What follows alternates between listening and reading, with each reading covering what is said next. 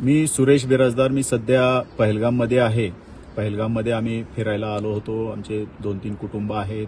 आम्ही धाराशिवमधले 6 जण इथं आहोत. आणि काल जी घटना घडली खूप निंदनीय होती. त्याच्यापासून 3 ते 4 किलोमीटरवर आम्ही होतो. बैसर व्हॅली पासून बेता व्हॅली, चंदनवारी आम्ही फिरत होतो. बैसर व्हॅलीला अजून जायचं होतं. तितक्यात ही घटना घडली. आणि जी घटना घडल्यानंतर मला ड्रायव्हरनी सांगितले की कुछ तो हो गया, सब जल्दी निकलना पडेगा. आम्ही म्हणलं काय घडलं, कारण आम्ही सकाळपासून बघत होतो इथं वातावरण कशी दहशतवादाचं नव्हतं. आम्ही प्रत्येक गोष्टी प्रत्येक गावामध्ये ह्या दहशतवादाच्या विषयावर चर्चा करत होतो. कुणाच्याही मतात भीती नव्हती. दहशतवाद संपलेला होता आणि या देशामध्ये दहशतवाद संपवण्याचा जो विडा उचललेला आहे, एनडीए सरकारने उचललेला आहे, महाराष्ट्र सरकारने उचललेला आहे, या बेसवर इथं खूप आनंदी वातावरण होतं, एनर्जेटिक वातावरण होतं. असं असताना काल जो भ्याड हल्ला झाला तो खूपच निंदनीय आहे.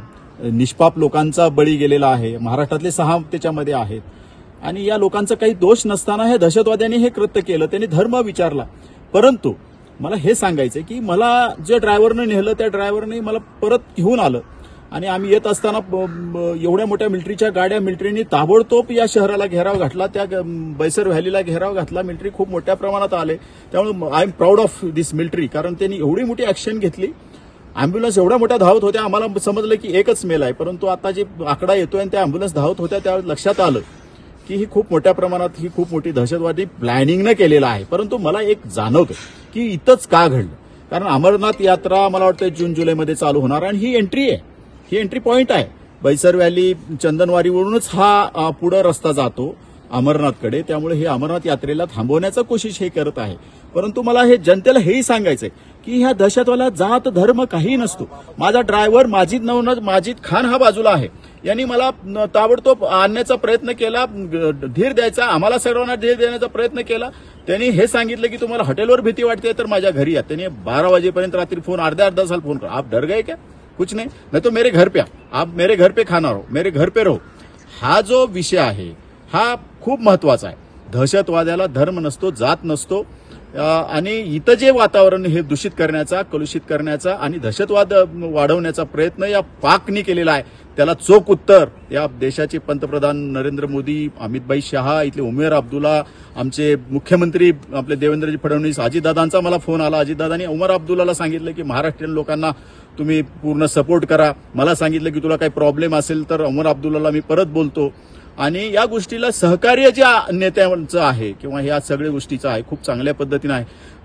आणि मी या निमित्तानं राष्ट्रवादी काँग्रेसचा उपाध्यक्ष, प्रदेश उपाध्यक्ष आहे. त्यामुळे राष्ट्रवादी काँग्रेस पक्षाच्या वतीनं आमचे नेते अजितदादा पवार साहेबांच्या वतीनं मी ह्या भ्याड हल्ल्याचा निषेध करतो. आणि या हल्ल्यामध्ये जे मृत्युमुखी निष्पाप बळी गेलेले आहेत त्यांना श्रद्धांजली वाहतो.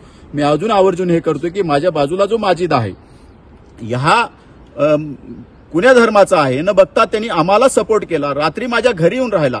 त्याचं पण 2 मिनिट आप तुम्ही ऐका.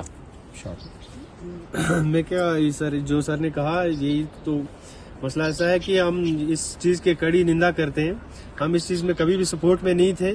मुख्तसर बात इतनी है, ये कोई इंसानियत नहीं है, ये कोई भी धर्म नहीं है सर.